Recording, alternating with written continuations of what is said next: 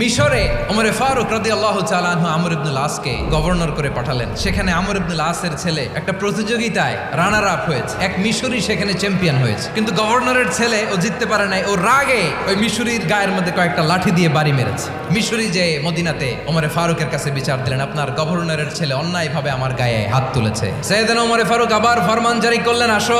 আমর ইবনুল আস রাদিয়াল্লাহু তাআলা আনহু মাথা নিচু করে বসে আছেন, লজ্জায় কাচুমাচু, হাই হাই। সাইয়েদনা ওমরে ফারুক বললেন, এই নাও লাঠি, গভর্নরের ছেলে তোমার মাথার মধ্যে যতগুলো বাড়ি মেরেছে আজকে জনসম্মুখে তুমি অতগুলা বাড়ি মারো।